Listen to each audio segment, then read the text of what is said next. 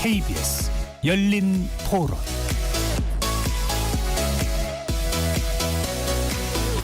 안녕하십니까? KBS 열린 토론 배종찬입니다. KBS 열린 토론, 오늘은 정치권 밖에서 국회를 바라보는 정치 토크 국회 외사당 시간입니다. 어제 22대 국회가 시작됐는데요. 국회가 열리자마자 각종 쟁점 현안들이 쏟아지고 있습니다. 그중에서도 여야가 첨예하게 부딪히는 한 가지는 개헌인데요. 최근 대통령의 임기 단축을 포함하는 개헌 논의가 후보들이 쏟아내고 있는 공약이기도 했습니다. 자, 하지만 정작 논의 테이블에 오르게 되면 여야의 첨예한 입장 차이로 무산되거나 폐기돼 왔는데요. 최근 대통령의 권한을 축소하자는 원포인트 개헌 주장을 포함해 과거 개헌의 역사와 과정까지 정치권에서 논의되고 있는 개헌론, 정치권 바깥의 시선으로 살펴보겠습니다. KBS 열린 토론 지금 출발합니다. 치열한 토론 속에서 더 나은 세상을 찾아갑니다. 올바른 세상을 만드는 첫걸음. 평일 저녁 7시 20분 KBS 열린 토론.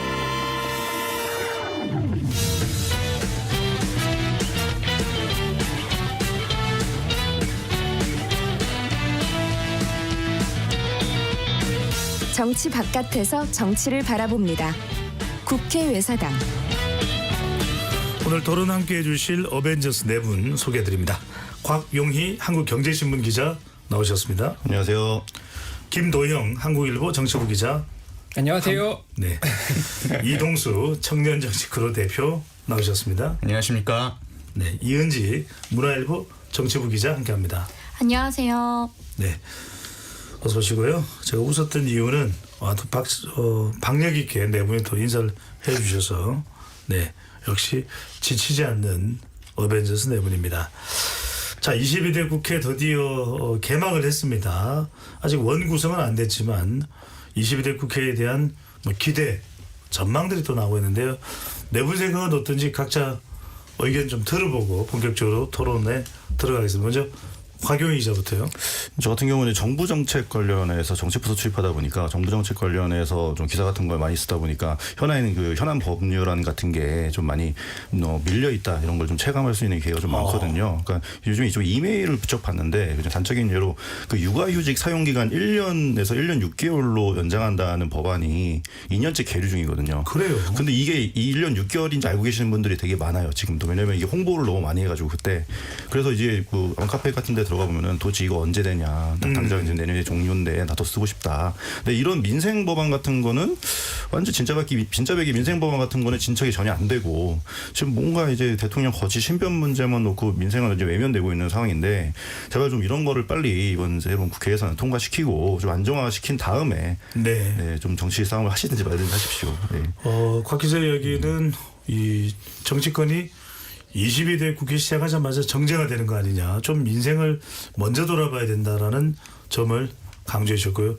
이동수 대표는요? 저도 이제 비슷한 생각인데요. 보통 이제 이 회의에서의 첫 일성, 첫 발언이라든지 아니면은 1호 법안 이런 것들 우리가 되게 눈여겨보잖아요. 그게 이제 그 당이나 정치인이 어디에 이제 중점을 두고 있느냐가 또 드러나기 때문이라고 저는 생각을 하는데 지금 이번에 보면은 과거에만 보면은 1호 법안 같은 경우에 2016년 제20대 총선 이후만 보더라도 민주당 같은 경우는 그 당시에 이제 그 세월호 특별법 개정안과 더불어서 민생을 최우선 과제로 삼겠다 해가지고 가습기 살균제 사건 피해 구제를 위한 일명 옥시법이라든지 아니면은 누리과정 예산 마련을 위한 지방교육 재정 교부금법 이런 것들을 이제 제안을 했었고요. 야당인 또 국민의당 같은 경우에는 공정성장법 아니면은 연금을 이제 임대주택이나 이런 데 이제 투입을 하는 공공주택 특별법 이런 것들을 제안을 했었어요. 주로 이제 민생 과제들이 많았잖아요. 근데 이번에 보면 야당들이 다 이제 최상병 특검 하겠다 아니면 한동훈 특검법 하겠다 이렇게 정쟁을 예고하는 게 보통은 그래도 국회 시작하면 처음에는 민생 얘기 좀 하게 마련인데 처음부터 이렇게 싸우겠다고 나서는 국회면은 좀 이제 갈등이 더 심화되지 않을까 그게 우려가 됩니다. 국민들의 우려도 상당히 있습니다. 김동희 기자요. 이제 제가 어제 오늘 그 국민의힘이 천안에서 의원 워크숍을 했거든요. 근데 제가 거기에 다녀왔어요. 아 그렇군요. 예, 좀 전에 왔습니다. 근데 이제 개원 첫날 분위기를 보니까 굉장히 상징적이에요. 상징적이라는 게 21대 국회랑 똑같은 의미에서 상징적이라는 거거든요. 일단 21대 국회 가장 특징적인 모습이라고 한다면은 일단 야당이 단독으로 법안을 통과를 시키고 그리고 대통령은 여기에다 거부권을 사용하고 그리고 네. 국민의힘은 이제 표단속에 나서가지고 그 이제 부결시키기 위해서 마지막까지 노력하는 게 21대 국회의 특징이었는데 21대 국회는 여당이었습니다. 그 당시엔 또요. 민주당이요. 네. 예. 그리고 제가 이제 윤석열 정부 출범 이후에 대해 말씀을 출범 드리는 이후의 겁니다. 말씀입니다. 예. 네.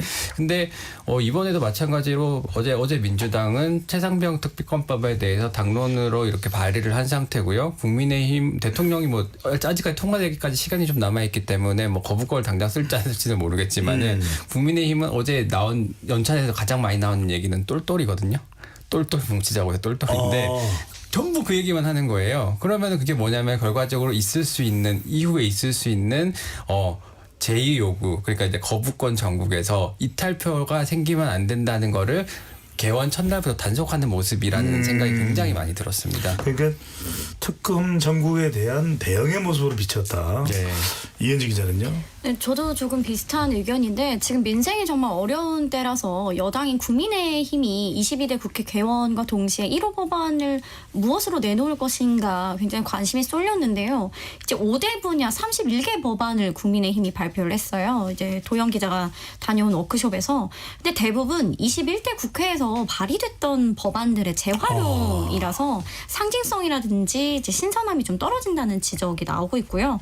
또 한 가지 아쉬운 건 국회라는 게 아무리 싸우고 해도 서로 격을 지켜야 되고 또 예의를 지키는 모습도 굉장히 중요하다고 생각하는데 오늘 윤석열 대통령이 여야 각 의원실로 당선 축하안을 보냈어요. 예. 그런데 조국 혁신당 의원들은 이제 이 윤석열 대통령의 난을 버리는 인증샷을 페이스북에 올렸고요. 민주당에서도 이제 김원희 의원이 네. 이제 페이스북에 축하난의 거부권을 행사하겠다. 정중히 사양한다. 반송하도록 하겠다고 말했고 그다음에 정청래 최고위원 같은 경우는 이제 축하를 후회로 바꿔드리겠다라고 공언하기도 했는데요. 어쨌든 여야와 이제 정부 간에 축하 인사조차 나눌 수 없는 그런 극한 상황까지 온 것 같아서 굉장히 아쉽더라고요. 네. 이현지 기자 말씀은 나는 난대로 축하의 의미니까 받고 또 맞습니다. 대통령이 뭐 비판할 건 비판하는 것으로 구분하면 좋을 텐데 아예 매사에 서로 충돌과 대결이다라는 점도 이야기를 해주셨습니다. 자, 무엇보다도 지금 또 22대 국회 임기가 시작되자마자 또 대통령 관련 이슈입니다. 자, 대통령 임기에 영향을 줄 수밖에 없는 4년 중임제 개헌안이죠. 우선 이 논의가 불거진 이유부터 좀 들어봐야 될 것 같은데 이동수 대표. 이제 개헌론이라는 게 특히 그리고 대통령 임기를 4년으로 줄이고 뭐 연임이나 중임을 허용하자 하는 것들이 새로운 논의는 저는 아니라고 생각을 합니다. 이게 뭐 노무현 대통령 때부터 계속 이제 있었던 얘기고 마치 뭐 유행가처럼 계속돼 왔었어요. 네, 그런 것 같습니다. 근데 이제 이번에 특히 이제 선거 끝나고 또 이제 조국 혁신당 같은 경우 선거 슬로건으로 내세웠던 게 3년은 너무 길다라는 거잖아요. 그런 점에서 이제 이번에 어떻게 보면은 이 국회 지형이 또 다시 한번 이렇게 거야 구도를 형성하게 된 만큼 이제 개헌 논의를 띄우고 이제 대통령 임기 단축까지 한번 몰아붙여 보겠다라는 계산이 좀 반영된 것 같습니다. 김동 기자는 참 우리 권력 구조 관련된 이야기는 오랫동안 해왔던 겁니다. 그죠? 근데 지금 국회에서 이 부분이 좀 진지하게 논의되는 특별한 이유가 있다면 뭐라고 봐야 될까요?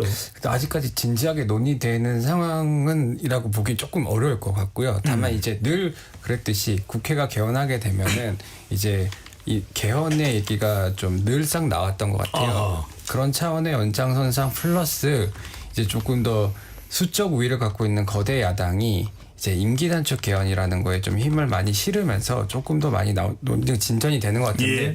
근데 이 부분이 실제로 뭔가 개헌이라든가 그런 것까지 연결이 되기 위해서는 여야 간에 되게 진지한 좀 심도 있는 논의가 이루어져야 되거든요. 예를 들면은 4년 중임을 하더라도 4년 연임을 하게 할 것이냐 아니면 아하. 뭐 1차에 한해 연임을 하게 뭐 그런 종류의 되게 다양한 문제들이 그러네요. 있고, 미국식이냐 아니면 다른 유럽식이냐 예. 또는 부통령제가 있는 것이냐 여러 가지 논의할 대목이 많습니다. 예. 그리고 우리나라 같은 경우에는 그 경성헌법이라고 하죠. 고치기가 너무 어려우니까 한 번에 할 때 이것저것을 해야 된다라는 그 뭐 그런 뭐 컨센서스 같은 게 좀 있는 것 같은데 그런 부분에 있어가지고 다른 논의는 하나도 없이 임기 단축 개헌을 하자.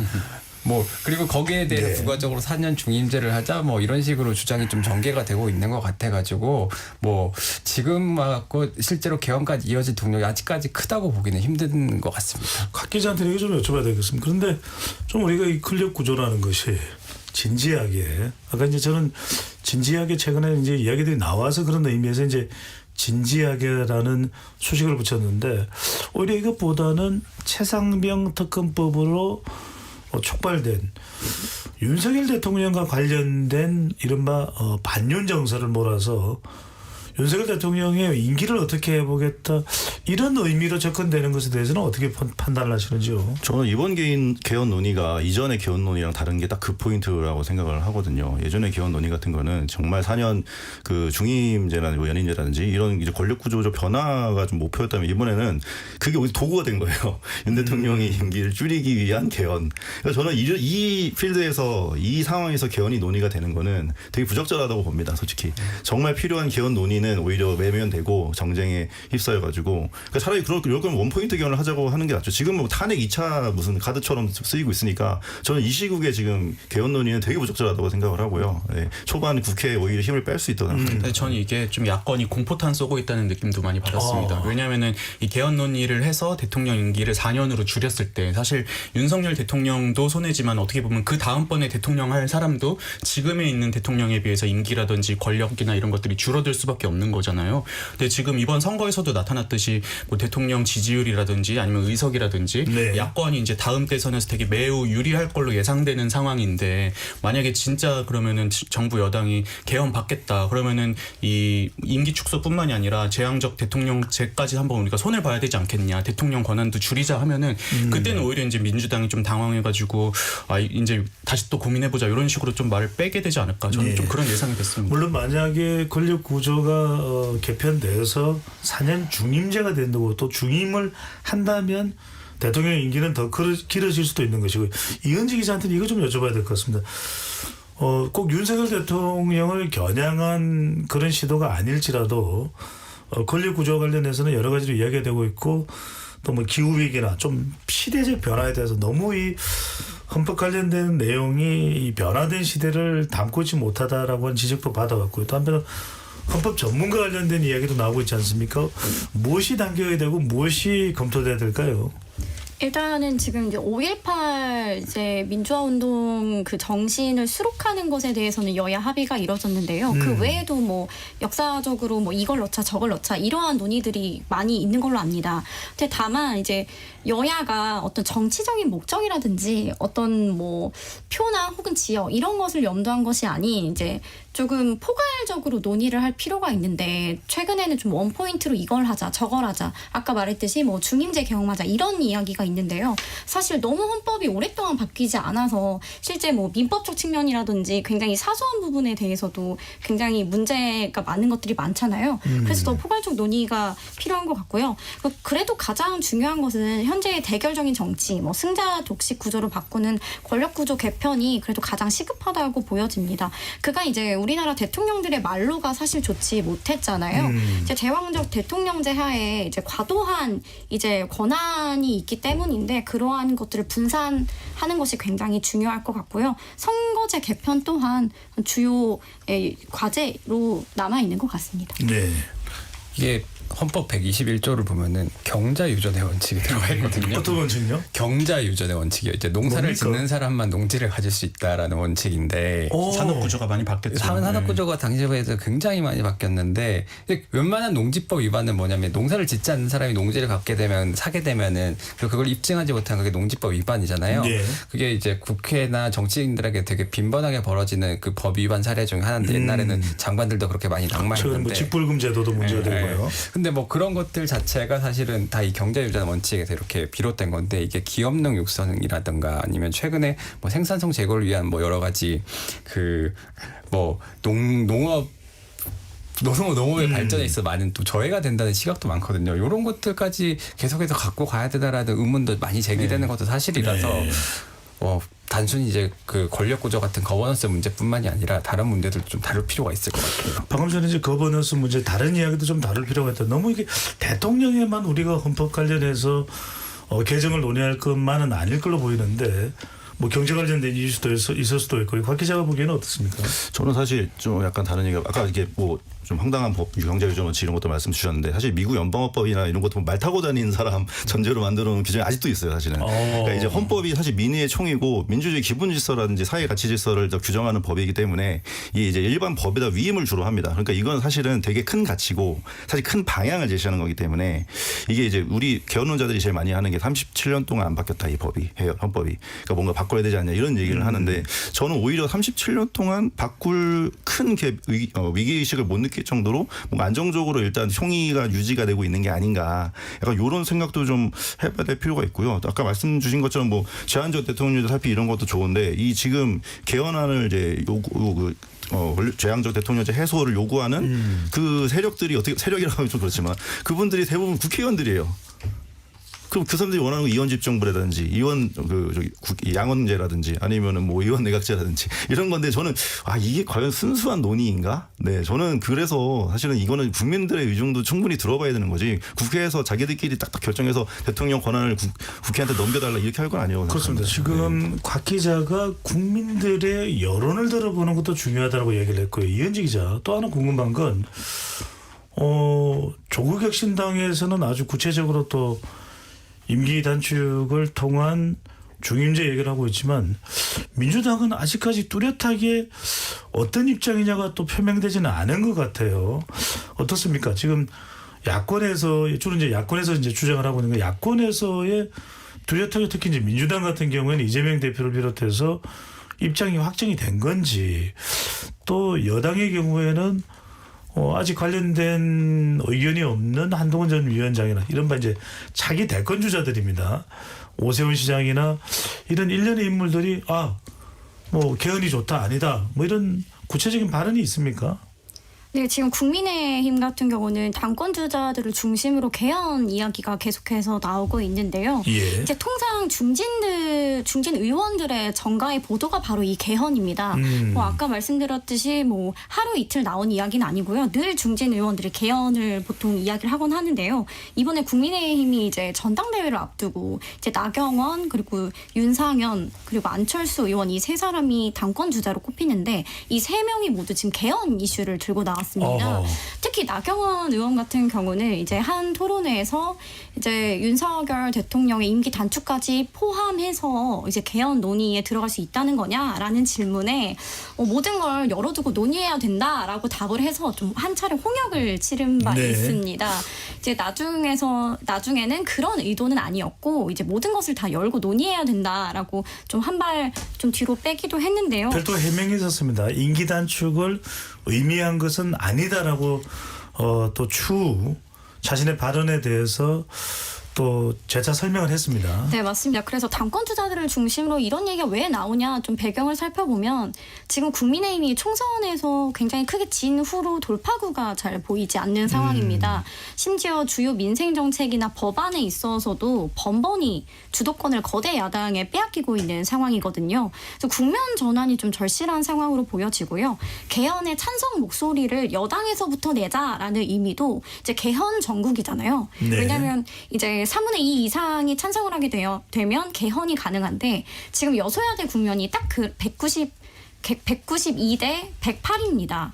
그래서 이런 상황에서 이제 이왕 개헌 정국으로 돌입한 이상 여당이 적극 역할을 해서 국면 전환의 계기를 좀 삼아야 한다. 그런 의도가 내포된 것으로 이은지 기자한테 하나 더 여쭤봅니다. 이재명 대표가 명확하게 4년 중임제다 이런 입장 밝힌 게 있습니까? 네, 그렇습니다. 이재명 대표는 대선 후보 시절에도 대통령 4년 중임제를 주장을 했고요. 이번에도 5.18 정신 헌법 수록 개정 관련해서 원포인트로라도 먼저 하자 이런 입장을 내놓은 바 있습니다. 그럼에도 불구하고 이재명 대표가 좀 공격적으로 윤석열 대통령 임기 단축이 됐든 또는 정청래 의원이든 다른 민주당 의원들은 거론을 하지만 탄핵이 된 이런 이야기는 공개적으로 안 하는 이유가 있을까요? 지금 이제 민주당의 입장을 좀 물어봤는데요. 17일에 조국혁신당에서 먼저 사실 개헌을 치고 나왔습니다. 예. 7개 주요 포인트 개헌을 이야기를 했는데 그 안에 뭐 검찰개혁 뭐 아니면 뭐 부마항쟁도 뭐 수록하자 아니면 뭐 어쨌든 여러 가지 이야기들이 있었는데요. 부마항쟁은 거기에 부산 마산 항쟁이었습니다. 네, 맞습니다. 거기에 대통령 4년 중임제도 역시 들어가 있었는데요. 그 뒤로 민주당에서 굉장히 뜨뜻미지근한 반응을 보이고 있어요. 근데 그러한 배경에는 어쨌든 조국혁신당과 민주당은 서로 선명성 경쟁 내지는 민주당 같은 경우는 대중정당으로서 중도층을 또 공략해야 하는 상황이 있어요. 예.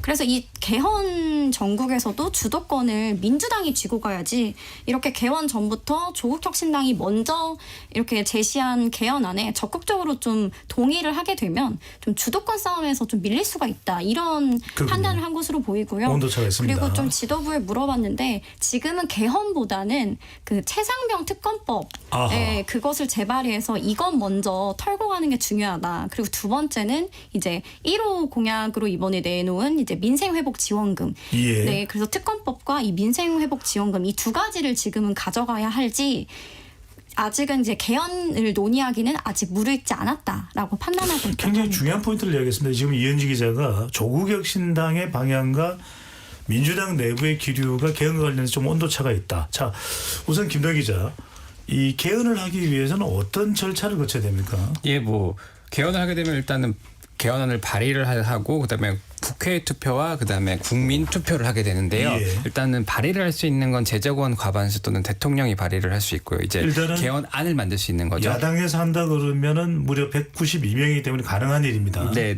근데 이게 이제 그 이후에 대통령이 20일 동안 공고를 하게 됩니다. 이 20일 동안 공고가 필수적인 이유는 국민들 사이에서 어떤 개헌안인지 여론이 좀 그 알 권리를 충족시키자는 차원이고요. 그리고 공고된 날로부터 60일 안에 국회에서 의결을 해야 됩니다. 이때 이제 기명 투표로 의결을 하게 되고요. 제적원 3분의 2, 300명이니까 200명 찬성이 필요하게 됩니다. 그리고 30일 이내에 국민 투표를 진행하게 되는데 대상은 선거일을 기준으로 해갖고 만 18세 이상 성인 남자 통상의 선거와 같고요. 그리고 만약에 국민 투표에서 과반수 찬성을 얻게 된다면은 대통령이 개헌안을 즉시 공포해야 합니다. 잠깐만요. 두 가지를 여쭤봐야 될 것 같습니다. 우리가 알고 있기로는 국회에서 먼저 개헌 관련해서 국민투표에 붙일 것이 의결돼야 되기 때문에 이건 3분의 2인 거죠. 예. 그 부분이 중요한 것 같고 또 하나는 아까 이제 대통령이 공표를 해야 되는데 윤석열 대통령이 이건 다분히 정치적 의도다. 개헌을 하려고 하는 것이. 네. 그래서 만약에 대통령이 이 공표 과정을 거부해버리게 되면 어떻게 됩니까? 그게 헌법상 이게 명시된 절차라 가지고요. 이제 국민 공포라는 거는 이제 과반수 찬성을 얻게 될 경우에 바로 즉시 공포를 한다라고 돼 있기 때문에 예. 이 강행 규정이라고 그럴 여지는 없는 것 같습니다. 선택사항이 아니다. 예. 자, 그런데 여기서 이동수 대표한테 궁금한 게 정치권도 엄청난 이제 공방이 벌어질 수 있습니다. 이게 단순히 권력 구조 개편이 아니라 정말 윤석열 대통령에 대한 이 임기 단축에 대한 정치적 의미까지도 담고 있기 때문에 큰 여론의 지지층에 따라서 완전히 반쪽으로 또 쪼개질 수 있을 수도 있고요. 어떻게 될지는 모르겠습니다만 또 이제 국민들의 여론입니다. 정말 국민들이 4년 중임제 해라. 그래서 2026년에 지방선거 때 대통령도 뽑아라. 이렇게 될지 그럴 때는 이제 상당히 막 여러 가지 정치적 해석이 가능해집니다. 지금 정치권의 이 대선 후보에 대한 또 환경도 그렇고 어떻게 될 것 같습니까? 국민들의 여론은요. 그 국민들이 이제 4년 연임이나 중임에 대해서 동의하는 부분들이 있고 또 이제 어느 정도 공감대가 형성이 되어 있다면은 이제 국회가 개헌을 추진한다고 해도 저는 크게 무리는 없을 거라고 봅니다. 그런데 이제 지금 조국혁신당이 추진하고 있듯이 윤석열 대통령 지금 남은 3년 너무 기니까 이거 줄여야 된다 이런 식으로 공세적으로 개헌을 추진하려고 한다면은 전 분명히 이제 그 국민적인 어떤 반감이라든지 역풍이 또 있을 수 있다고 보고요. 그래서 저는 아까 이제 이은지 기자 얘기했던 것처럼 민주당에서 신중론을 보이고 있는 게 게 좀 안정적으로 만약에 지금 전국대로 이어져 간다면은 사실 다음번 대권에서 이제 민주당이 매우 유리한 어떤 위치에 서게 될 게 뻔한데 굳이 이제 이런 개헌 이슈라든지 대통령 임기 단축 이슈를 꺼내서 본인들이 그 리스크를 감수할 필요가 있느냐 하는 그런 어떤 생각들이 있는 것 같아요. 전 그런 점에서 이 개헌이라는 것도 결국에 국민을 위해서 하는 거잖아요. 그래서 국민들에게 어떤 우리가 개헌을 하고 이걸 통해서 이제 어떤 나라로 만들겠다라는 비전을 보여주는 게 중요한 거지 단순히 그냥 지금 윤석열 대통령 임기 기니까 줄여야 된다 이런 식으로 가는 건 적절하지 않다고 생각을 합니다. 곽 기자가 보기에는 방금 전에 이동수 대표에 관련돼서 뭐 의견이 있으면 의견 주시고 지금 여건은 아직 이제 전당대 전이긴 한데 이 개헌과 관련된 부분이 상당히 중요한 이제 화두로 떠올랐습니다. 나경원 의원의 경우에는 마치 그런 의미로 발언을 한 것처럼 해석이 되지만 전혀 아니다라고 얘기를 했고 안철수 의원은 전화 인터뷰 이 언론 보도된 걸 보면 대통령 권한 축소와 4년 중임제를 함께 가야 된다. 완전히 윤석열 대통령이 좀 선을 긋는 듯한 그런 행보들입니다. 최상병 특검법에 대해서도 찬성 의견이다. 근데 윤상현 의원은 또 다릅니다. 임기 단축 개헌론은 윤석열 정부를 조기에 끌어내리기 위한 선동 프레임이다. 한동훈 전 위원장 전당대회 출마설이 유력하게 돌고 있지만 아직 관련된 입장은 없는데 이게 전당대회 구도라든지 여권 내에 자기 대선 후보 구도에는 어떤 영향을 줄 걸로 보시는지요? 일단 아까 이동수 대표가 말씀하셨던 그 내용에 대해서는 저도 되게 동감을 하는 게 사실 이제 민주당은 조국 대표랑 그걸 같이 할 수가 없죠. 왜냐하면은 민주당이 언제든지 다시 집권해도 이상하지 않은 상황인 거고 그다음에 이제 그럼 대통령의 권한을 과연 분산을 했을 때 제일 이득을 보는 건 현재 어떻게 보면 정부에서 자리를 차지할 수 있는 권한이 없는 비례 위주의 당들은 당연히 이제 개헌을 통해서 본인의 공간을 확보를 하고 싶어 할 거기 때문에 둘은 이제 어떤 성향의 뭐 선명성 경쟁도 있겠지만 어떤 정치적 목적 자체가 다르기 때문에 민주당과 지금 조국 대표가 함께 개헌 쪽에서 방향을 잡을 가능성은 좀 없는 것 같고요. 아까 말씀 주신 그 나경원 대표 관련해서는 저는 이 부분을 네. 좀 되게 재밌게 봤는데 변호사 판사 출신 변호사시잖아요. 이 사실은 이 헌법 개정안이 윤석열 대통령한테 영향이 없을 수 있다는 헌법학자들의 의견이 되게 강하거든요. 사실은 헌법을 개헌한다고 임기를 단축할 수 없을 거라는 전망이 되게 지배적인 상황에서 저는 무슨 의미입니까? 왜냐하면 우리 헌법의 그 조항을 보면은 그 헌법 조항에서는 연임을 하거나 중임으로 바꾸거나 아니면 임기를 연장하는 내용의 헌법 개정 조항은 그 헌법 개정안이 제정된 당시에 대통령에게는 영향이 끼치지 않는다 이런 조항이 있어요. 네, 근데 나경원 대표 변호사가 그걸 다 알고 있을 텐데 그거를. 그러니까 저는 여기서 오히려 나경원 의원의 발언 중에 결단을 강조했어요. 결단. 윤석열 대통령의 결단이 필요하다. 저는 사실은 제 개인적인 의견입니다. 제 개인적 의견으로는 이게 어떻게 보면 본인이 스스로 결단을 내리라는 뜻으로 좀 더 강한 의미로 비춰졌어요, 솔직히. 네, 그냥 일반적으로 한 소리는 그냥 명예로운 퇴장을 고민해봐라라는 정도로 들렸지만 저 결단이라는 포인트에서 좀 더 세게 얘기했고. 솔직히 당의 중진 의원이 이런 발언을 했다는 거는 되게 의미가 크다. 어떤 레임덕의 지체가 크다 이렇게 생각합니다. 지금 각 기자가 이야기하는 게 굉장히 중요합니다. 지금 우리가 언론 보도를 접하기로는 당연히 개정을 하면 윤석열 대통령까지 포함이 되는 걸로 이해를 하고 있는데 김동현 기자 어떻게 됩니까? 이렇게 윤석열 개정을 하게 되면 현직 대통령의 임기를 연장하거나 아니면 현직 대통령이 뭐 한 번 더 대통령을 할 수는 없어요. 그거에 대해서는 분명히 할 수 없도록 이제 128조에 임기 연장 또는 중임 변경을 위한 헌법 개정은 개정 제한 당시 대통령에게는 효력을 발휘하지 않는다라고 규정이 딱 돼 있고요. 그러면 그 의미는 단축에 대해서는 어떤 개정이 되더라도 윤석열 대통령에게는 적용이 되지 않는다로 해석될 수 있나요? 예, 맞습니다. 네. 그러니까 이제 근데 임기 단축에 대해서는 이런 내용들이 없어요. 임기 단축이 되느냐 안 되느냐 안 된다라고 규정하려는 게 없고 다만 연장과 중임이 안 된다라고 결정을 하고 있는 거죠. 안 되고 마이너스는 뭐 될 수도 있다 이건데 그게 이제 대표적인 게 노무현 대통령 당시에도 노무현 대통령이 4년 그 연임제 개헌을 제안을 하면서 본인이 손해를 보겠다. 내 임기를 깎아도 좋으니까 한번 우리가 대한민국의 발전을 위해서 이 개헌을 한번 해보자라고 제안을 했었잖아요. 근데 그때 이제 야당이 뭐 정치적인 꼼수가 있는 거 아니냐 이제 크게 반발해서 무산이 되긴 했었죠. 그러면 이현지 기자한테 묻고 강영 기자로 넘어가겠습니다. 그러면은 조국 혁신당에서 대통령의 임기 단축을 강조한 부분은 어찌 보면은 헌법 개정으로는 이루어질 수 있는 일이 아니라 윤석열 대통령을 압박해서 윤석열 대통령이 결정을 내려야 가능한 일이라고 볼 수가 있겠네요. 그래서 조국혁신당이 애초에 이 4년 중임제 그 4년 중임제와 함께 그 현 대통령의 임기 축소를 함께 추진하겠다라는 발표를 했을 때 어떤 이야기를 했냐면요. 탄핵 소추와 동시에 임기를 4년으로 축소하는 것을 함께 추진하겠다고 발표를 했습니다. 그러니까 사실상 탄핵을 염두한 이제 발표라고 보시면 될 것 같습니다. 그러니까 그게 실제로 지금 굉장히 중요한 이야기입니다. 그러니까 물리적으로는 윤석열 대통령이 임기 단축을 할 수 있는 방법이 없다는 거잖아요. 아니요, 그렇지는 않습니다. 플러스는 안 되는데 연장은 안 되지만 마이너스는 단축은 안 된다는 마이너스는 뜻입니다. 가능한. 예. 마이너스는 헌법 개정으로 된다는 이야기인가요? 되는지 네, 안 네, 되는지에 대한 이분의 해석이 진짜 분분하다는 법을 전공한 박 기자가 말씀해 주시죠. 그러면은 법적으로 지금 모성을 남겨두고 있는 상황이라면 이것 자체도 해결되지 않은 상태에서는 더 큰 혼란이 올 수도 있겠네요. 그러니까 이재명 대표도 이런 발언을 안 하신다고 말씀하셨잖아요. 개헌이나 뭐 임기 중임 관련해서도.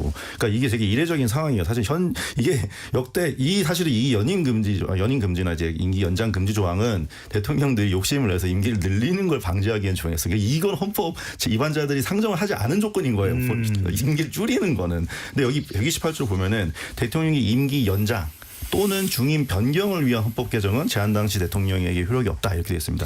근데 중임 변경이라는 것 자체가 사실은 연임도 포함을 하는 개념일 수 있거든요. 왜냐하면 연임이랑 연속으로 하는 거고 중임은 연임을 포함한 개념이에요. 그러니까 중임은 2번 하는 거기 때문에 연임 안 해도 중임이거든요. 연임도 중임이에요. 그렇기 때문에 요게 변경을 하려면은 이 헌법 조항에 위배가 되는 거고 그래서 만약에 헌법적으로 가능한 수법은 일단 한번 여기 4년 단임으로 개헌하다 이거에 대해서는 금지하고 있지 않잖아요. 5년 임기를 4년으로 단임으로 줄인다. 그러니까 이렇게 한 번 개정하고 그 이후에 또 개정해야 된다는 게 헌법학자들의 어떤 논리인 거죠. 이건 말하자면 헌법재판소에서 유권 해석을 필요로 할 수도 있다라는 의미일 수도 있는데 김동현 기자. 예, 뭐 그런 부분도 좀 있고요. 그리고 또 좀 살펴봐야 되는 게요. 개헌을 하게 되면은 그 대통령의 임기 뿐만 아니라 국회의원 임기도 그대로 종료된다고 보는 견해도 있습니다. 잠깐만요.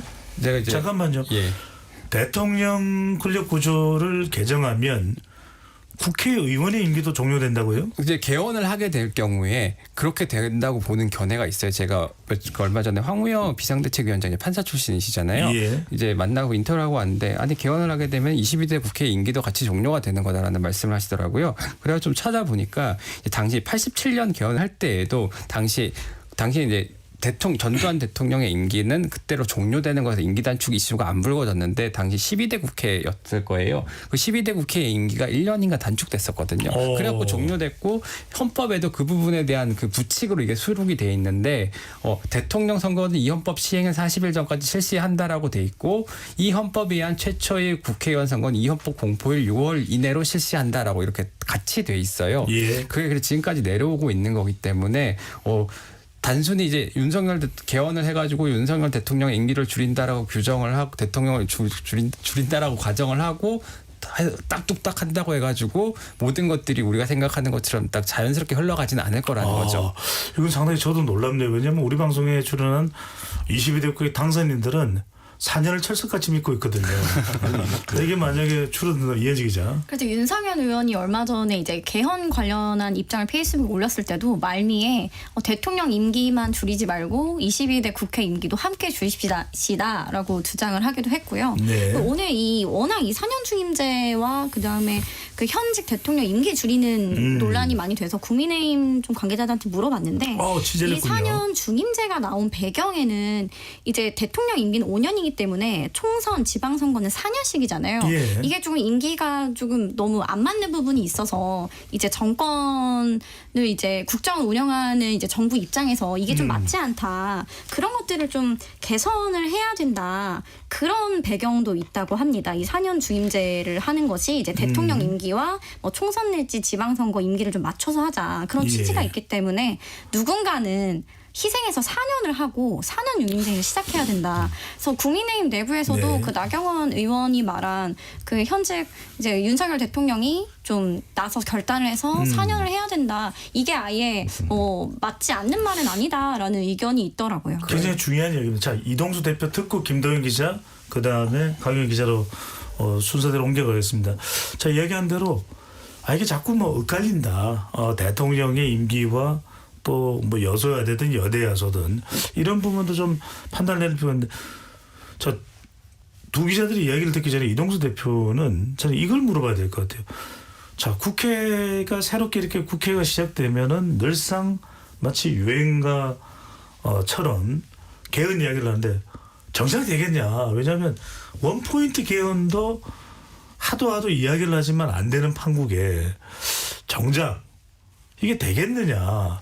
이 이야기를 합니다. 사실 5.18 정신을 뭐 헌법 전문에 수록하는 이 부분도 문재인 정부 때도 따지고 보면은 여당이 다수였는데도 불구하고 또 성사되질 않았거든요. 어떻게 보십니까? 뭔가 될 수는 있는 겁니까? 어떤 겁니까? 근데 저는 이게 이제 개헌을 대대적으로 바꾸는 거는 되게 어렵다고 생각합니다. 87년 같은 경우는 사실 6월 항쟁 이후에 이 전두환 정부가 사실상 무너지면서 이제 그때 이제 어떤 정치적인 지도자들 뭐 노태우, 김영삼, 김대중, 김종필 이런 분들이 모여서 이제 합의를 봤기 때문에 가능한 건데 지금 과연 그만한 정치적인 상황이 올 것인가 했을 때 그렇지는 않을 거라고 생각을 하고요.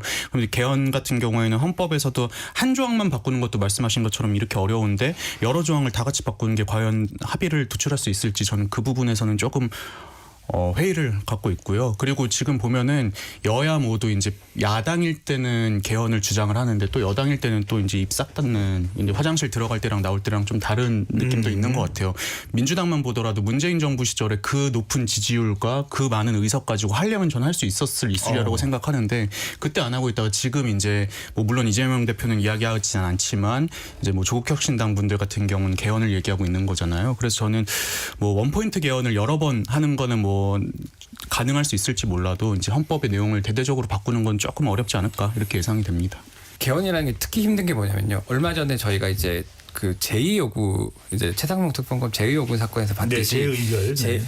국민의힘에서 이탈이 있었고요. 민주당에서도 이탈이 있었어요. 근데 개헌이라는 건 되게 다양하기 때문에 그 모든 의원들의 뜻을 과연 200명을 과연 모아낼 수 있을 것이라는 게 일단 거의 불가능하다고 사실은 보여지고 그렇기 위해서는 강력한 리더 두 사람, 그러니까 양측의 강력한 리더 두 사람이 합의를 해갖고 이끌어내야만 가능한 구조거든요. 이를테면은 뭐 4년 중임으로 하자는 거에 대한 확고한 의지가 있고 거기에 대해서 대통령과 야당 지도자의 리더십이 합치가 됐을 때도 돼야 그게 가능한 구조인데 지금처럼 야당에서 뭐랄까 개헌 그 자체의 목적이라기보다 윤석열 정부의 임기를 줄여보겠다는 목적으로 접근하면은 거기에 대해서는 국민의힘에서는 동의하기가 사실상 뭐 없는 거고 그리고 또 마찬가지로 그런 점에 있어갖고 민주당에서 이탈표도 나올 수 있는 거거든요. 뭐 그런 차원에서 좀 봐야 될 것 같아요. 예. 자, 근데 그럼에도 불구하고 그 이전보다는 상당히 논의가 적극적이다라는 인상은 지울 수가 없습니다. 지금 우리 헌법에서 이 토지 공개념과 관련된 부분에 대해서도 상당히 뜨거운 또 논의가 있을 수도 있고요. 또 윤석열 대통령 최근 이제 거부권 행사하다 보니까 이 대통령의 권한 제한과 관련해서 또 야권에서는 또 강하게 밀어붙이고 있는 상황인데 여론조사 하나 소개하고 곽용희 기자 또 이현지 기자 이렇게 순서대로 좀 가보겠습니다. 자, 일단 국민 여론은 4년 중임제에 대해서 상당히 또 무게가 실려 있습니다. 오늘 소개드린 모든 조사는 중앙선거여론조사심의위원회 홈페이지에서 확인 가능합니다. 4개 여론조사기관 K-스테이트 리서치, 엠브레인 퍼블릭, 코리아 리서치 인터내셔널, 한국 리서치가 지난 27일부터 29일까지 무선 가상번호 전화면접 조사를 실시했는데요. 4년 중임제를 개헌하는 이 방향에 대해서 어떻게 생각하는지 물어봤는데 동의한다가 58%, 동의하지 않는다가 36%로 나타났습니다. 자, 이건 또 어떻게 곽 기자 해석을 해야 될까요? 이게 일반적으로 이제 이런 논의 자체가 사실은 근데 지금 현재 이루어지는 논의랑은 약간 좀 이해를 다르게 하는 것 같아요. 그러니까 국민들이 생각하는 논의는 예를 들면 지금 그 문재인 대통령이 내놨던 헌법 개정안을 보면은 국회의원 소환권을 이제 넣는다든지 아니면 예산을 법률안을 만들어서 국회에 넘긴다든지 이런 이제 주요한 민생 관련 법안 헌법 개정을 이제 원하는 건데 이 여론조사 결과를 가지고 그냥 대통령이 끌어내리는 종류의 개헌을 하겠다 이거를 결부시켜가지고 같은 종류의 동의다라고 하기에는 조금 좀 차이가 있다. 저는 이렇게 생각을 합니다. 네. 이은지 기자. 저도 좀 비슷한 의견인데요. 지금 이미 프레임 자체가 이번 개헌은 곧 임기 단축이고 곧 탄핵 탄핵이다. 이 프레임이 이미 지금 이 여야를 중심으로 이미 짜여져 있어요. 개헌을 탄핵까지 연결시키는 네, 그렇게 돼버렸기 때문에 여당에서도 즉각 반발이 나왔잖아요. 임기 단축을 논의한 것은 뭐 곧 탄핵이나 정치적인 의도가 있는 것이다. 그래서 이 프레임을 뒤집기 굉장히 힘들 걸로 보이고요. 그래서 여당 입장에서도 이 임기 단축 이야기가 나온 이상 개헌을 설사 하고 싶고 뭐 중진 의원들 중심으로 이야기가 나왔다 하더라도 이러한 정쟁 프레임, 이제 탄핵 프레임이 들어선 이상 좀 정치권에서 합의를 이루긴 굉장히 어렵다. 만약에 여당이 개헌을 하고 싶다면 이 탄핵으로 연결 지어지는 이 프레임을 먼저 깨야만 여당도 동참할 수 있을 거라고 보여집니다. 결과적으로는 이렇게 개헌을 그렇다고 해서 이제 계속 강조하고 특히 이제 4년 중임제를 강조하게 되면 자칫 총선도 압승을 했고 22대 국회도 최상병 특검법 등을 통해서 윤석열 대통령을 더 압박할 수 있는 상황에서 자칫 정치적인 또 역풍이 불 수도 있을 것 같다는 생각이 들기도 해요. 어떻게 보시는지요? 네, 저도 근데 이 개헌 이슈에 대해서 물론 여론조사상으로는 국민들이 뭐 동의한다 이렇게 동의한다는 여론이 많은 걸로 나타나고는 있지만 막상 또 전국이 완전 개헌으로만 빨려 들어갔을 때 저는 과연 국민들이 얼마나 큰 관심을 갖고 가지실까라는 좀 의구심은 듭니다. 왜냐하면은 5년 전에 뭐 준연동형 비례대표제 선거제도를 도입하는 과정에서도 정치권은 되게 시끌시끌했는데 또 막상 또 이게 국민들 눈에는 그냥 어떤 정치권의 밥그릇 싸움처럼 보여지는 부분도 있잖아요. 저는 이 개헌 이슈도 그렇게 되지 않을까 좀 예상합니다. 정말 개헌이라는 게 좀 국민들을 위해서 시대적 변화를 담을 수 있는 그런 내용으로 좀 정말 치밀한 논의를 통해서 또 접근을 해야 되지 않을까 하는 생각도 해봅니다. 자, 로고 듣고 KBS 열린 토론 2부 이어가겠습니다.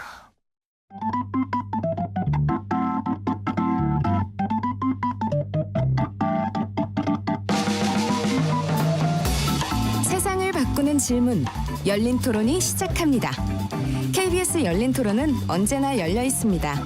단문 50원, 장문 100원의 유료 문자 샵 9730 그리고 KBS 어플리케이션 콩으로 여러분의 의견을 남겨주세요.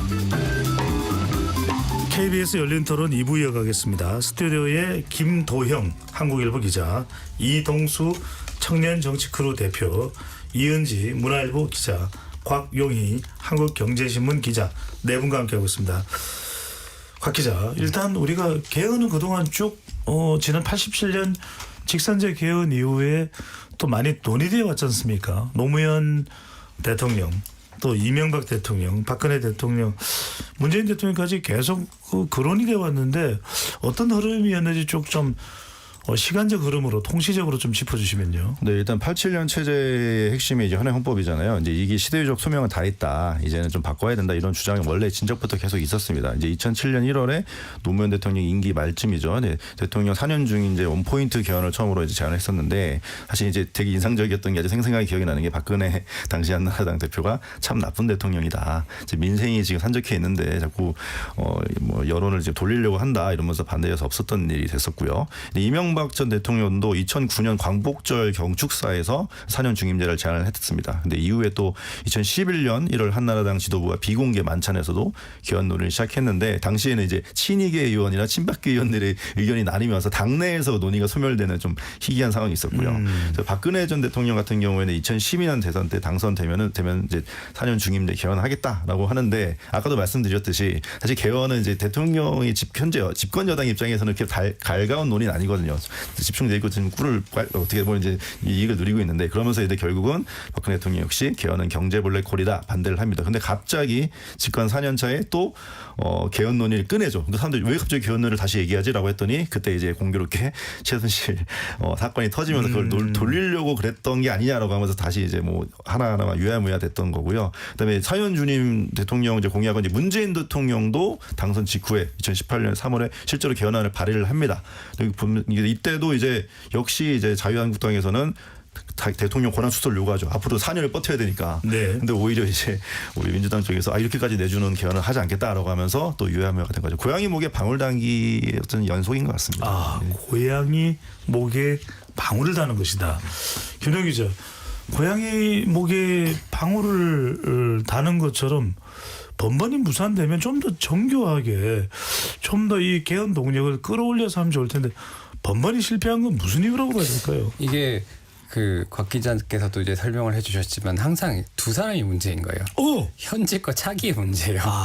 이제 현직이 힘이 셀 때 보통 개헌이라고 하면 대통령의 권력을 이제 분산하자는 취지고 그러면은 내가 힘이 세고 내가 갖고 있는 현직 대통령을 당연히 안 내놓고 싶어요. 그러면은 차기라는 사람이 아직 명확하지 않을 가능성이 크고 있다고 하더라도 그 차기 대통령이 될 사람이 그 부분에 대해서 뭐 힘을 못 쓰잖아요. 현직 대통령 안 내놓으려고 하다. 그러다가 현직 대통령 힘이 빠질 때쯤 되면은 이제 제안을 합니다. 방금 박근혜 전 대통령도 마찬가지고 네. 노무현 전 대통령도 마찬가지고 위기 의식이 있었을 때 전국을 타개하게 해서 하는데 그러면은 조금만 기다리면 대통령이 될 수 있는 이제 뭐 차기 지도자 입장에서는 아니 내가 곧 있으면 나의 권력이 이렇게 강한 권력이 이렇게 있는데 이 사람한테 개헌을 한 대통령이라는 영예까지 줘가면서 여기에 동의할 필요가 뭐가 있느냐가 돼버리는 거거든요. 뭐 그런 식으로 늘 진행이 되다 보니까 현직과 차기의 그 미묘한 그 긴장 관계에서 두 사람의 합의가 이끌어내지 않는 이상 그 사전 중임제 개헌을 비롯한 여러 가지 권력 분산 개헌은 거의 불가능했던 것이고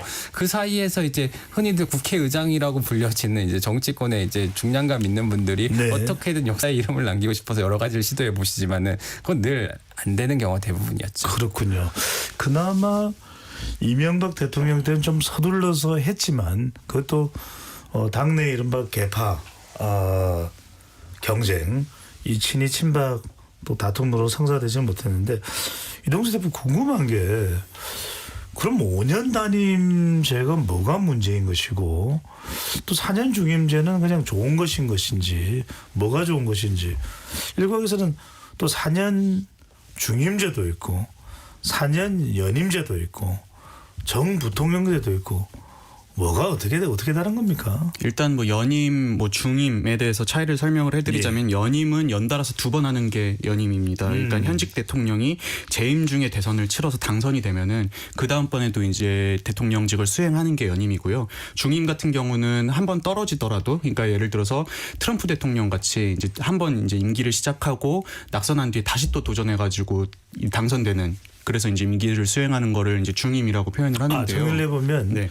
연임제는 연속으로 안 되면 또 나올 수가 없는 것이고 중임제는 최대 2번까지는 할 수 있으니까 이번에 하고 다음번에 못하고 그 다음번에 못해도 그 다음번에 하면은 이건 가능한 거네요. 예, 맞습니다. 중임제는 그렇습니다. 근데 네. 이제 지금 5년 단임제 같은 경우에는 5년 하고 이제 끝나버리니까는 어떻게 보면 대통령이라는 자리가 국가의 어떤 큰 그림을 그려야 되고 거시적인 영속성을 좀 도모를 해야 되는데 5년 단임으로 끝나다 보니까는 매 이제 대통령마다 한 임기 중반쯤 되면은 레임덕도 오고 또 본인도 그렇게 큰 뭐 열이나 열정을 갖고 개혁을 추진하지 않고 이런 문제들이 불거져가지고 4년 중임이나 연임을 허용해야 된다는 목소리는 예전부터 나오고 있었습니다. 네.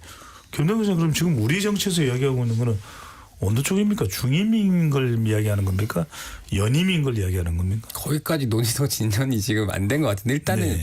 중요한 거는 현직 대통령이 한 번 더 할 수 있게 하자라는 게 골자인 것 같아요. 어떤 이제 정책 추진의 연속성을 보장하기 위해서 그리고 물론 선거에서 이겨야 연달아서 할 수 있는 거죠. 그렇죠. 예. 이제 책임 정치와 뭐 정책 추진의 연속성을 보장하기 위해서 그런 것들이 8년의 시간이 필요하다. 뭐 5년은 너무 뭘 하기에 좀 짧다. 그리고 중장기적인 과제를 수행하기 좀 어렵다 이런 얘기들이 나오니까 뭐 그런 차원에서 보면은 뭐 연임이 되든 중임이 되든 큰 차이는 없을 것 이게 같습니다. 이제 역사적인 배경이 있는데요. 87년도에 이제 6월 항쟁 이후에 그 8인 정치회담이라고 해가지고 여야에서 4명씩이 이제 의원들이 참여해서 이제 이 헌법 개헌 작업을 추진을 했었습니다. 근데 그때도 대통령 임기를 어떻게 할 것이냐, 중임으로 할 것이냐, 단임으로 할 것이냐, 뭐 이런 논의들이 됐었는데 그 논의를 할 때까지만 해도 과거에 이제 독재 기간들이 꽤 길었잖아요. 그러니까 그 당시에 노태우 후보라든지 아니면 삼김들이 이거 이제 우리나라도 연임 허용하면은 과거에 박정희 대통령 사례처럼 또 이제 한번 하고 싶어질 수 있다. 그러니까는 이 독재 가능성을 차단하기 위해서 단임으로 가는 게 맞다. 이렇게 이제 합의를 본 측면도 있었고요. 그리고 그 당시에 1호 삼김 같은 경우에는 추후에 또 본인들이 대통령이 될 수도 있는 사람인데 만약에 이제 4년 연임이나 중임을 허용하면 8년짜리 대통령이 나올 수도 있는 거잖아요. 한참 기다려야 되니까. 그럼 본인이 이제 그게 될 수도 있지만 안 될 수도 있으니까 또 이제 단임으로 합의를 봤던 배경도 있습니다. 네. 근데 저도 비슷하게 좀 재미있는 이야기를 들은 적이 있는데 적대적 공생이라고 하잖아요. 지금 우리나라가 거대 양당이 계속해서 뭐 5년은 뭐 A 정당이 하고 뭐 5년은 B 정당이 하고 이 보수 정당과 진보 정당이 집권을 얘기하는 겁니다. 집권이 네. 핑퐁처럼 지금 왔다 갔다 하고 있잖아요. 그래서 이걸 적대적 공생이라고 하는데 아무리 선거에서 지더라도 제2야당이 될 수 있고 네, 그런 것 때문에 5년을 만약에 4년 중임으로 바꿔버리면 5년을 기다릴 걸 8년을 기다리게 된다는 거예요. 네. 그래서 번번이 이 중임제 개헌이 이루어지지 못했다라고 한 의원이 이야기를 하더라고요. 그 말씀하신 것처럼 네네. 그 제왕적 대통령제도 항상 비판이 많이 나오는 게 우리나라 대통령이 다른 나라 대통령들에 비해서 그러니까 물론 이 국가의 어떤 국력 차이는 있을지언정 국가 안에서의 이 권한은 되게 큰 편이거든요. 예컨대 이제 감사 권한 같은 경우도 감사원이 지금 대통령 휘하에 놓여지게 되는 뭐 이런 것들이 있어서 제왕적 대통령이라는 얘기가 많이 나오는데 네. 그것도 사실 87년도에 이제 1로 삼김이 본인들이 누구나 다 한 번쯤은 대통령이 될 수도 있는데 대통령의 권한을 너무 또 줄여버리면은 본인들이 정권을 잡았을 때 이제 손해일 수도 있는 거잖아요. 이런 암묵적인 합의가 있었기 때문에 제왕적 대통령제 헌법이 유지되고 있는 게 아닌가 싶습니다. 그리고 이제 연임제에 대한 가장 큰 공포는 관건 선거 문제죠. 관건 선거. 지금 현재 집권을 하고 있는 정당이 선거에서 무슨 지금 단임제인데도 선거 때마다 조작 선거, 부정선거 얘기 나오는데 그 권력을 가지고 있으면은 연임되기 위한 그런 권력이 가동될 수도 있을 것이다. 그렇죠. 선거 조작 얘기부터 해서 그 아까 우리 소장님 말씀하신 것처럼 권력이 가동된 선거 개입이 문제될 것이다. 이런 공포가 우리 그 국민들의 아직 잠재의식 속에 좀 있는 것 같습니다. 네. 아니 김도 기자, 이 권력 구조 관련해서 어떤 개헌 논의가 될 것 같으면 이제 더 이상 국무총리가 아니라 정부통령도 이야기를 좀 해봐야 되지 않나요? 제가 정부통령제에 대해서 잘 아는 게 없는데 네. 일단 뭐 러닝메이트로 가는 그런 어떤 식으로 이야기해도 우리가 도움이 될 것 같아요. 요거는 저 하나 말씀드릴 게 있습니다. 역사적인 의견인데요. 네. 87년도 당시에도 개헌 논의할 때 정부통령제 도입하냐 마냐 이 논의가 있었어요. 아, 그래요? 예, 근데 이제 일단 그거는 여당에서 먼저 반대를 했습니다. 왜냐면은 정부통령 하면은 김영삼, 김대중이 러닝메이트로 나오는 거 아니냐 이 우려가 있었고. 네. 근데 이제 이것도 야당에서도 받지 않는 게 어차피 김영삼이나 김대중이나 다 대통령 하고 싶은 사람들이지 부통령은 생각이 없어가지고 예. 그럼 우린 부통령은 빼고 그냥 5년 단임으로 가자 이렇게 합의를 보게 됐었습니다. 이동수 대표가 그때는 그걸 뭐 연구할 정도의 연령대는 아니었을 것 삼김 시대 같은데. 관련해서 지금 책을 좀 하나 준비하고 그래요? 있어요. 네. 우리가 지금 대통령제잖아요. 근데 사실 부통령 제도가 없다는 거잖아요. 이게 사실 초대 헌법으로 거슬러 올라가면은 이 의원 내각제나 대통령이랑 뺨뽕으로 섞어가지고 총리랑 대통령이 공생하는 시스템이거든요, 우리나라가. 그러니까 원래는 부통령이 있어야 돼요. 근데 없다 보니까 그거를 지금 해소를 어떻게 하냐가 지금 또 헌법의 논의 연장인 선상이 있습니다. 네, 알겠습니다. 이동수 대표 그 이야기도 좀 해주시죠. 이 9차례 우리가 지금까지 이제 헌법 개정이 있었습니다. 이제 지금 논의되고 있는 내용들이 헌법으로 이제 개정이 되면 그중에서 일부라도 이제 10차 개헌이 되는 건데 9차 개헌까지 좀 인상적으로 우리 국민들이 기억할 만한 그런 개헌의 내용 뭐가 있었을까요? 전 크게 이제 제 5차 개헌 그리고 7차 개헌 그리고 지금의 9차 개헌 이 세 개가 좀 중요하게 짚어봐야 될 것 같은데요. 먼저 재헌의회부터 1960년 제 4차 개헌까지는 사실 뭐 이승만 대통령 시절에 양원제 했다가 뭐 대통령제 했다 내각제 했다 이렇게 왔다 갔다 했었어요. 그러다 이제 1962년 이 5.16 군사정변 이후에 군부가 집권을 하게 되면서 이 통치 근거를 마련하기 위해서 개헌을 추진했었는데요. 그것이 이제 오늘날의 어떤 단임제 대통령 그리고 이 대통령제와 단원제를 핵심으로 하는 오늘날 헌법에 어떻게 보면 근간을 이루게 됐습니다. 단원제라는 것은 이제 국회가 하나다라는 거죠. 상하원이에요. 상하원이 양원제가 아니라 지금처럼 하나로 되어 있다. 네. 그리고 이제 눈여겨봐야 될 건 제7차 개헌 이게 바로 유신 헌법인데요. 1972년 10월 17일에 박정희 대통령이 전국에 비상계엄을 선포하고 유신을 단행을 했습니다. 이를 통해서 이제 그 대통령이 국민이 직접 대통령을 뽑던 거에서 통일주체 국민회의라는 이 기구가 대통령을 간접적으로 선출을 하게 되었고요. 그리고 대통령의 중임이나 연임 제한이 철폐되었고 또 국회의 권한도 축소가 됐었습니다. 어떻게 보면 본격적인 독재의 시작을 열게 된 헌법이라고 볼 수 있고요. 그리고 이 대통령 간선제가 전두환 대통령까지 유지가 되다가 1987년 6월 항쟁으로 전두환 대통령이 물러나고 제9차 개헌이 단행이 되면서 통해서 이제 간선제에서 국민이 직접 대통령을 선출하는 직선제로 이제 자리 잡게 되었고요. 그 밖에도 뭐 국민의 기본권이 보장된다든지 아니면 헌법재판소가 설치된다든지 이런 변화들이 있었습니다. 네. 그럼 87년 개헌이에요, 김동현 기자. 87년 개헌 이후에 지금 뭐 몇 년이 지난 겁니까? 거의 30년? 40년? 30한 6년 정도 된 것 같아요. 그러니까 이제 뭐 어림잡아 이제 몇 년 있으면 40년이 다 돼 가는데 아무런 헌법상의 변화가 없다. 이것도 사실 문제로 지적받을 수 있는 부분인데 그랬던 가장 큰 배경 우리가 아까 이야기를 하긴 했습니다만 그래도 국민들이 이대로는 안 된다. 사실 우리가 87년도에 넥타이 부대도 있었고 국민들의 강한 그런 헌법 개정에 대한 열망을 정치권도 수용 안 하고는 못 배겼거든요. 지금은 그냥 그대로 넘어가는 가장 결정적인 이유는 뭐라고 봐야 될까요? 결과적으로 그 이전의 개헌의 동력은 간선제였기 때문인 거죠. 대통령을 이제 간접적으로 뽑았었기 때문에 내가 우리를 이끌어갈 사람을 직접 뽑겠다는 그 열망이 표출됐었고 실제로 지금은 그게 어쨌든 간에 이루어지고 있는 거잖아요. 이제 그 이후에 이제 그 대통령의 권력 구조로 인한 그 여러 가지 모순들이 있지만은 그 모순들이 국민의 삶을 엄청나게 불편하고 모든 사람들이 나와서 개헌을 해야 된다라고 할 만큼의 동력까지 이르지 않는 것 같습니다. 네. 이현지 기자, 아까 그 조국혁신당이 국회 개헌과 동시에 어제였죠. 제7공화국 개헌안을 공식 제안을 했습니다. 법학자 출신인 조국 대표의 그런 전문성이 뭐 담겨 있다고 봐야 되지만 아까도 이야기했던 대로 이제 윤석열 정부에 대한 정치적인 목적도 담겨 있는 내용이라고 볼 수 있는데 7가지 포인트의 개헌안인데 좀 내용이 어떤 내용입니까? 근데 이제 17일에 국회 이제 기자회견에서 밝힌 내용인데요. 뭐 시기도 좀 못을 박았습니다. 2년 뒤인 6월 지방선거 전에 개헌을 위한 국민투표를 실시하고 대선을 지방선거 때 함께 실시하자. 그러니까 즉 임기 단축을 얘기를 한 거죠. 그러면서 7개 포인트 개헌을 얘기했는데요. 부마 민주항쟁, 5.18 민주화운동, 60 민주항쟁의 헌법 전문 수록, 그리고 수도는 법률로 정한다는 조항을 신설하고 대통령 4년 중임제 등이 내용이 포함이 됐습니다. 근데 여기서 이제 2년 뒤인 지방선거를 이제 겨냥을 했는데요.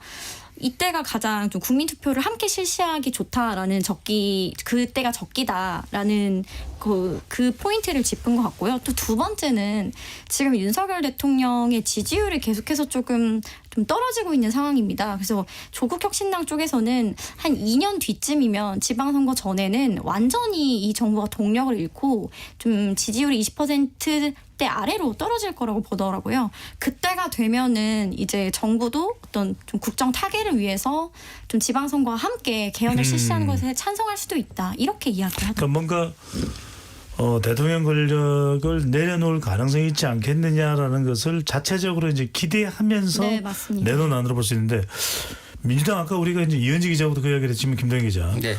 민주당의 반응은 만약에 이제 민주당에게 좀 더 이 부분을 더 부각시키면은 상당히 지금 정치적인 더 현안으로 부상할 텐데 그렇지는 않은 것 같아요. 왜냐면은 조국 혁신당이 먼저 제안했기 때문에 그런 거라고 저는 보여지거든요. 왜냐하면 정말로 개헌을 하겠다고 하면은 지금 가장 큰 힘을 갖고 있는 민주당이 주도해가지고 민주당이 끌고 가야 됩니다. 근데 조국 혁신당이 제안한 시기, 조국 혁신당이 제안한 내용 이런 것들에 맞춰가지고 논의가 진행되는 거는 기존의 정치권의 통상적인 그 논의를 봤을 때 논의 과정을 지켜봤을 때 그렇게 이뤄가지기는 좀 힘든 거고 또 하나는 지금 조국 대표가 내놓은 7가지 포인트가 있잖아요. 여기 보면은 뭐 4년 중임제뿐만 아니라 뭐 수도는 법률로 정한다. 이건 어떤 의미예요? 그 과거 노무현 전 대통령 이제 수도 이전 논란이 일어났을 때 이제 수도를 어떻게 한다는 게 헌법에 명문화가 돼 있지 않았잖아요. 그래가지고 이제 관습법법이라고 해가지고 이제 이거는 위헌이라고 판결이 났기 때문에 이걸 아예 딱 법률로 정한다라고 못을 박아버리면은 국회에서 법률로 정해가지고 수도를 바꿀 수 있는 게 되는 거잖아요. 뭐 그런 거에 대한 이제 과거에 대한 그걸 회고하는 차원이고. 근데 이 7가지 포인트들이 그 조국 의원이 문재인 대통령 청와대에 민정수석으로 있을 때 개헌안을 한번 발표한 적이 있잖아요. 그 개헌안에 다 담긴 내용들이에요. 네, 그 뭐 토지 공개령 같은 것도 들어가 있고요. 뭐 부마 민주항 이런 내용들이 대체적으로 그때 있던 거기 때문에 사실 이재명 대표 입장에서는 문재인 정부에서 제안된 개헌을 그대로 본인이 또 받아들이기에는 정치적으로 약간 좀 내가 왜 약간 이런 식의 생각을 할 수가 있는 거죠. 왜냐하면은 개헌에 필요한 거는 자기가 논해서 나의 개헌안을 이재명의 개헌안을 만들어내는 게 중요한 것이지 문재인 정부에서 만들어낸 개헌안을 그대로 답습하는 건 따라가지 않을 것으로 보입니다. 잠깐만요. 이거 상당히 중요해 보입니다. 이동수 대표. 그러니까 지금 문재인 정부의 헌법 개정안을 고스란히 담고 있는 조국혁신당이 아니다. 그런데 민주당은 떠듬이지근하다. 그러면 가고자 하는 방향이 최상병 특검법이나 이런 특검 정국이나 사정 정국에서는 거의 공통점이 나오는데 앞으로 지향하는 방향 자체는 다르다고 봐야 됩니까? 아직까지 경쟁에 불이 붙지는 않았다고 봐야 되는 겁니까? 뭐 저는 둘 다일 수 있다고 생각하는데요. 근데 지금 저는 제 생각에는 이재명 대표의 속내는 삼김 마인드가 아닌가. 뭐예요? 네, 어차피 다음번에 내가 대통령 될 확률이 제일 잠깐만요. 높은데. 지금 나온다는 그 책을 좀 홍보할 의미가 아닙니다. 한참 남았습니다. 네네. 어차피 다음번에 내가 될 확률이 굉장히 높은 상황에서 이제 권력구조 개편뿐만이 아니라 제왕적 대통령제 권한도 다 없애자 이런 얘기가 나올 게 뻔한데 그 권한을 굳이 먼저 해체해 놓을 필요가 있을까라는 생각도 하고 있다고 저는 봅니다. 네. 저도 그래서 개헌이 된다면은 4년 중임을 5년 단임을 4년 중임으로 하고 8년까지 할 수 있는 가능성이 여는 건 충분히 가능하다고 보거든요. 이재명 대표 동의할 수 있다고 봐요. 근데 이제 거기서 이제 인사권을 많이 제한을 한다거나 뭐 이런 감사원을 내용 분리한다든가. 감사원 분리한다거나 대통령 권한을 약화시키는 거는 그렇게 단계가 크지 않아 보입니다. 네, 강영 기자는 어떻게? 강영 기자는 아까 이게 정치적 성격이 강해서 더군다나 이게 정쟁화되기가 십상이고 그렇게 된다면은 또 더군다나 현재 대통령에게는 적용되지 않는다는 그 모성도 있기 때문에 가능하겠냐 그런 이야기도 하셨어요. 조국 대표가 제시한 7포인트를 보면은 이게 면면이 사실은 우리 이제 김동 기자 얘기한 것처럼 받기가 좀 애매한 게 있어요. 예를 들면 검사의 영장 신청권 삭제, 그다음에 동일가치 동일노동임금 수준 명문화 이거는 사실은 헌법 사항인가 싶은 것도 있고 이제 그 수도를 법률로 정한다. 이것도 사실은 저 일반 국민한테 한번 물어보면 의견이 분분할 겁니다. 예를 들어서 서울을 갑자기 수도를 대전을 세종시로 정한다라는 거를 법률로 국회에서 정한다. 이거는 과연 헌법적인 헌법은 사실은 이제 그 국민들의 결단이 필요한 거잖아요. 국민투표 절차도 거치고. 근데 그거 없이 그냥 정한다? 그러니까 이게 사실은 조금 헌법 사항인가 싶은 것도 되게 많이 들어있어요. 그렇기 때문에 토지 공개념 개념도 그렇고 되게 민감한 내용도 있기 때문에 사실은 이걸 이재명 대표가 그대로 가져가서 하기에는 되게 부담스러운 상황이고 아까 말씀드린 것처럼 이거는 이제 그러니까 문을 여는 키일 뿐이고 결국 조국 대표가 원하는 것은 안에 이제 그 비례 정당으로서의 어떤 한계를 극복하는 공간을 여는 건데 사실 이재명 대표 입장에서는 뭐 그렇게 공간을 내줄 이유가 전혀 없는 상황이죠. 저는 아까 이동수 대표 얘기한 것처럼 두 개를 완전히 다르게 갈 거라 생각합니다. 연지 기자. 저도 좀 비슷한 게 아까 전에도 설명을 드렸지만 그 선명성 경쟁을 하는 상대이기도 하지만 많은 사람들이 그걸 이야기를 하기도 했어요. 그죠? 네네. 근데 민주당 같은 경우는 어쨌든 다수 의석을 갖고 있기 때문에 175석입니다. 네, 그렇죠. 그래서 뭐 아까 말했던 뭐 검사 영장 신청권 삭제, 뭐 토지 공개념 강화 이런 것들은 좀 중도층에서는 약간은 공감을 못 얻을 수 있는 의제이기 때문에 민주당으로서 조금 이걸 적극적으로 받기는 어려울 걸로 보이고요. 사실 뭐 이재명 대표의 속내는 뭐 우리가 다 알 수는 없겠지만 이런 것도 있다고 저는 보여집니다. 이 개헌은 사실 거대 의석을 가진 야당이 키를 쥐고 있는 것으로 표면적으로 보이지만 이게 국민의힘의 8석이 또 필요한 거예요. 그래서 막상 개헌을 하자라고 했을 때 오히려 시작은 야당이 문을 열더라도 이 주도권은 오히려 여당이 가져갈 여지도 있습니다. 그래서 내심 민주당 내에서는 뭐 개헌을 설사 여당이 받아버리면 오히려 민주당에 불리해질 수 있다. 그런 정치적인 셈법도 깔려 있다고 보여집니다. 잠깐만요. 지금 최근에 국민의힘이 기류를 가장 잘 읽고 있을 사람은 김동 기자예요. 연찬을 다녀왔죠. 네. 자, 연찬에서는 8명의 이탈 움직임이 좀 엿보이던가요? 어떤가요? 없습니다. 제가 더 말씀드릴 수 있는 거는 공천의 결과인지는 모르겠지만은 꽤 이제 단합이 잘 되는 모습으로 보였고 실제로 최근 그 21대 국회 때 또 마지막 최상병 특검법 부결될 때 굉장히 뭐랄까 표단속을 추경호 원내대표를 비롯한 지도부가 잘 했잖아요. 이제 그들이 그 국민의힘 입장에서 잘했다고 표현을 한 건데 재밌게 소개해드리고 싶은 발언이 좀 많았어요. 예를 들면은 황우여 비상대책위원장 같은 경우에는 그 장면을 보면서 이제 가슴이 먹먹했다, 국민께 감동을 선사했다 이런 좀 논란이 될 수 있는 발언을 했고 어떤 장면을요? 최상병 특검법이 국민의힘 의원들이 똘똘 뭉쳐서 최상병 특검법을 부결한 것에 대해서 그렇게 표현을 했거든요. 예. 뭐 이런 지점도 있었고 그리고 의원들 자체도 실제로 그거에 대해서 좀 많이 치하하는 우리가 그래도 이거 막을 수 있다라는 그 효능감이 지금 우리가 뭔가를 할 수는 없지만 막을 수 있다라는 효능감이 국민의힘 의원들 내부에서 형성이 된 것 같고 그리고 지금 22대 국회를 조금 더 지켜봐야 되겠지만은 김웅 의원이라던가 뭐 유이동 의원이라던가 뭐 그런 의원들처럼 제법 소신 있게 해야 된다는 걸 해야 된다고 하고 윤석열 정부가 잘못하는 거를 잘못한다고 비판해왔던 의원들이 많이 사라졌어요. 네. 8명 될까 싶긴 합니다, 사실. 그렇군요. KBS 열린 토론 국회에서 또 개헌 논의가 나오면서 과연 각 당은 또 국민들은 또 지금까지의 개헌은 어떻게 우리가 짚어봐야 될지 관련 이야기들을 나눠봤습니다. 자, 22대 국회 아직 원 구성은 되지는 않지만 의원들의 4년 임기는 이제 시작이 됐습니다.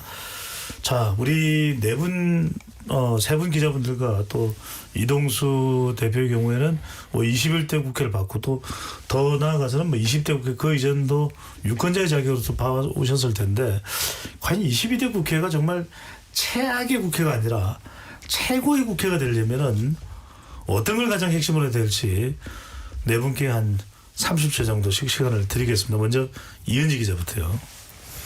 저는 맨 초반에 언급했듯이 그 난 하나에도 감정을 싣는 이런 조금 좀 마음을 작게 쓰기보다는 이제 서로 협치할 것은 협치하고 통 크게 하고 또 서로 비판할 것은 또 비판하고 이런 문화의 정착이 가장 우선이지 않을까. 또 서로를 좀 존중하고 배려하는 것부터 시작을 하면 하나하나 풀어갈 수 있을 것 같습니다. 우리 또 열린 토론에 나오는 의원분들이 참 밥 먹는 시간 서로 또 술 먹으면서 물론 술이 중요한 건 아닙니다만 서로 만나서 이야기를 나눌 수 있는 여야 간의 시간이 필요한 거 아니냐는 이야기를 했는데 박영희 기자요.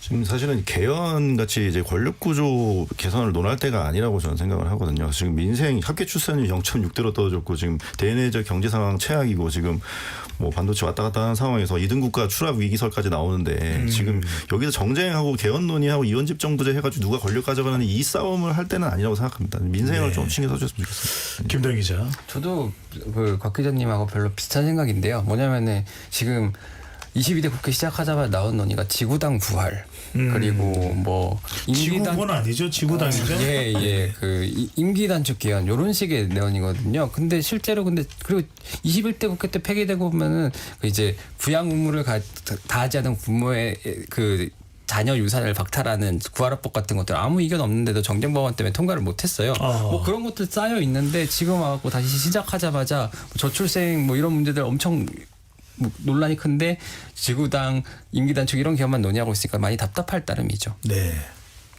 저도 뭐 국회 논의가 항상 권력구조 개편이라든지 아니면 정치개혁 이런 데 많이 매몰돼 있다는 느낌을 많이 받는데 과연 그래서 국민들한테 바뀐 게 뭐냐. 준연동형 비례제 도입하고 공수처 도입해서 뭐가 바뀌었느냐 했을 때 저는 좀 의문이에요. 그래서 이런 권력구조 개편도 좋지만 먹고 사는 문제에 좀 더 힘써줬으면 좋겠습니다. 알겠습니다. 오늘 네 분 토론 고맙습니다. KBS 열린 토론 국회 외사당 이것으로 모두 마무리하겠습니다. 지금까지 KBS 열린 토론 배종찬이었습니다.